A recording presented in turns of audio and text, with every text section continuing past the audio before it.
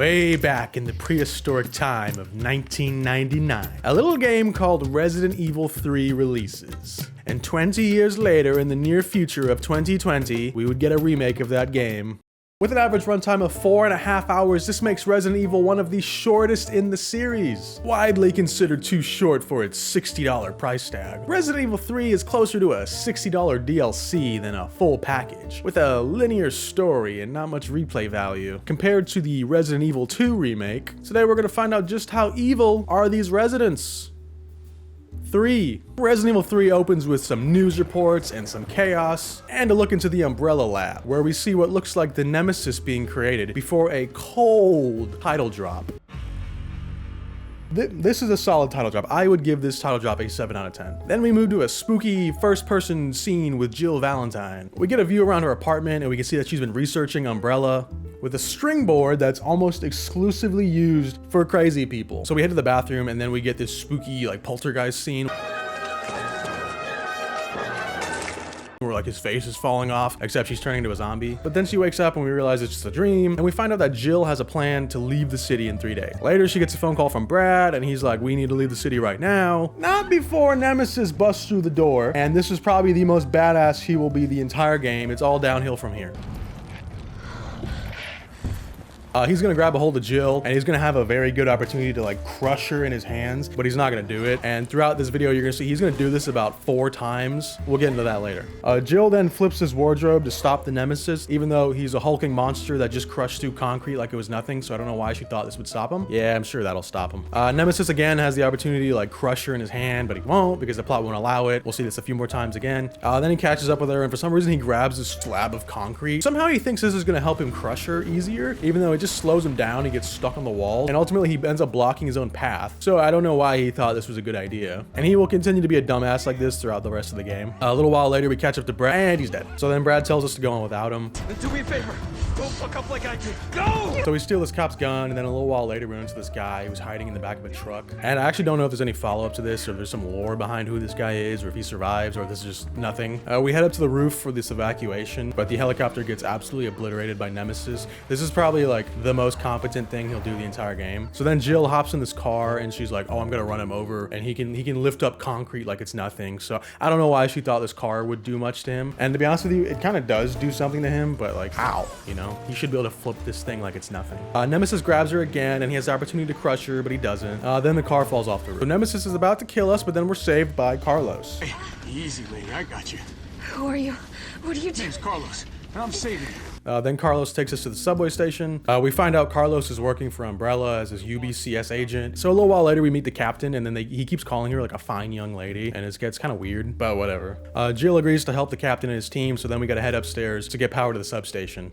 On the way there, you'll actually see these cool posters. One kind of looks like Terminator, and one kind of looks like Alien, and I'm sure there's some foreshadowing here with Nemesis and all that. We get upstairs to the city, and we can see the substation, but to get to the substation, we gotta get past this fire. So I found a jewel, found a safe, and then found our hose. Yeah, but the hose! Oh, what? It's too hard to get the hose? So we get the hose back, and we put the fire out, and this gave us access to a room with a safe and some bolt cutters. And then a little while later, we run into this guy, and he's dead. And then we meet Resident Evil 3's painfully obvious soon-to-be traitor. This game is so bad with its villains and the twists that you can see coming a mile away. I know this game is from 1999, but man, you can see these twists coming a mile away. I mean, he's pale. Why is he pale? He's literally, he looks evil. Later, I ran into these dogs, and I have no idea why I thought they would be friendly. Then we get a lockpick, and some fucking bugs start coming out of the sky. And then a little while later, I did some backtracking with the lockpick to solve this gem puzzle. So then we get attacked by these giant spider things, and this is probably the creepiest part of the game. If you ever seen that movie The Mist, they remind me of the giant spiders from that. So actually, I had no idea you could use first aid to cure this like spider infection. After dying several times, these spiders, I restored the power. Enjoy.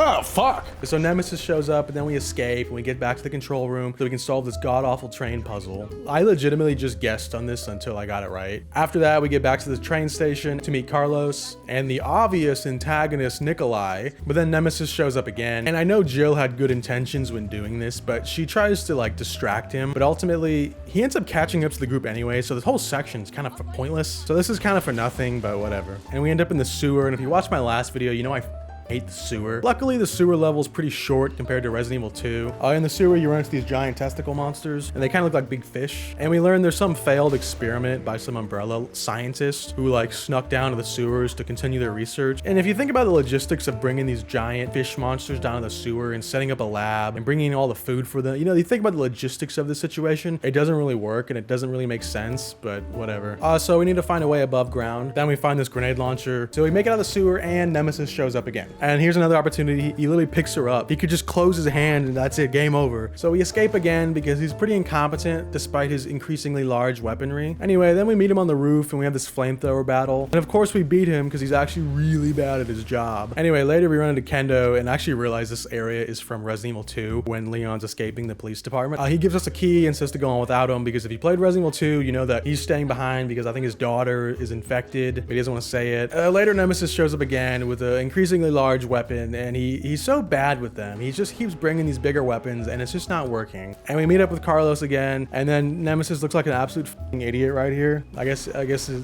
didn't see that. He didn't see the big red lasers. So we get back to the subway and it's time for us all to leave, but Carlos gets orders that he has to stay behind. So we got to go on without him. So Nemesis shows up again and Nikolai betrays us. Who would have thought? We saw it coming a mile away. But since Nemesis shows up again, it kind of just reiterates what I said, where why did Jill, you know, the distraction kind of did nothing. The captain sacrifices himself to stop Nemesis, but he ends up just kind of derailing the train. Now we're playing as Carlos at the police station and we meet Marvin. R.I.P. Marvin. So now we're playing as Carlos and we're looking for the S.T.A.R.S office. And it's pretty cool to get to go back to the police station and see what happened before Leon got there. Even though some of it kind of doesn't make sense. Like how you'll open some lockers as Carlos, but then when Leon gets there, those lockers are closed again, but it's still cool. Anyway, then we head upstairs and play some C4 in the locker room. Then we make it to the S.T.A.R.S office. We talk to Dr. Bard and we learn that Umbrella is killing scientists and we got to save Dr. Bard because he's the only one who can make a vaccine. But then Carlos finds out the train derailed and we got to go save Jill. Now we're playing as Jill again and she makes it out of the subway and we end up at this bridge. Nemesis shows up looking absolutely fucking stupid. I honestly don't know why they put this in the game. I guess he can't swim. I guess he can swim.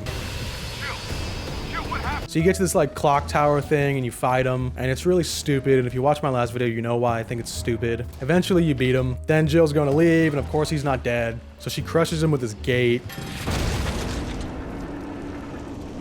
But he ends up stabbing her with his tail and she passes out. A few hours later, Carlos shows up to save her. Then he takes her to a hospital. So now we're playing as Carlos and Jill's infected and we have to find Dr. Bard because he's the only one who has the vaccine. So we fight a bunch of toad monsters and get lost for a while. Then you find this cassette player that has a recording of Dr. Bard's voice and you need it to get into this door, but it's weird because none of the other doors in this building have like a voice activated door. And if you could just use a recording of his voice to do it, you know what I mean? Is it really that secure? Like why not use a thumbprint? But whatever. We hear this like Bond level evil conversation between Dr. Bard and one of the nurses. All I wanted to know was what the documents were doing in your office in the first place. Who do you think you're talking to? I'm goddamn Nathaniel Bard. I'm the best biologist you'll ever meet, you bedpan-changing waste of a nursing degree. I don't know what else to take from this conversation besides he's a asshole. Anyway, we go to meet Dr. Bard and he's dead. Then Carlos learns that the giant mega corporation he works for is actually evil. Surprise. Later we take the vaccine to Jill, but now a bunch of zombies showed up, so we have to defend this building. Then this pillar like cartoonishly collapses in just the right way to block the door.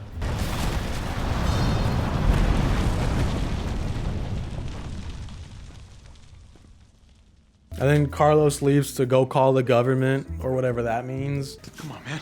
Call the government. And then after that, Jill wakes up and she learns they're gonna nuke Raccoon City. We learn Carlos went to go find some more vaccines, so now we gotta go help him. So we head to this underground Umbrella lab that was actually secretly below the hospital, but don't think about it too much, because if you think about the logistics, it's impossible. Because if you've ever been to a hospital or worked at a hospital, you know like they have trucks coming in and out doing deliveries, there's a million people doing things, and there's no way you could have two giant organizations running in one build. You know what I mean? You'd notice. Where do they get their deliveries? Where do the employees come? You know what I mean? Somebody would notice. So then we run into Nikolai and then we have to restore the power of these lifts to get to him. So we find some fuses and get them in this box, and this gives us access to the survey room, but Nikolai's gone. But then a little while later we run into Tyrell and he's dead. And Nemesis is here and he's growing increasingly more disgusting. So we get to this vaccine lab and we have to find 2 ingredients. So we get the first half and then the second half. And we get all that placed. This was another puzzle that I had no idea what I was doing, so I just pressed buttons until it worked. Then Nemesis and Nikolai show up again, and we do another arena battle, while Carlos is just like out in the distance, just shouting locations of Nemesis, as if you can't see the giant hulking monster in front of you. He's hiding behind tank 1.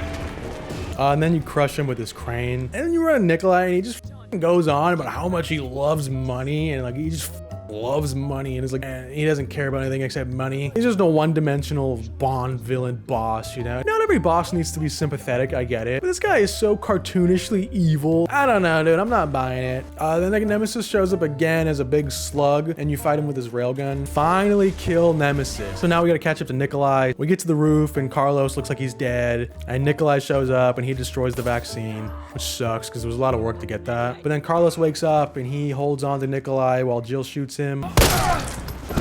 Carlos! Then he offers you some money to help you save him. Like, Jesus, this guy loves money, I guess. He just can't get enough money. It's like all this guy thinks about is money. So Carlos and Jill escape in this helicopter, but since they couldn't get the vaccine, the city ends up getting nuked.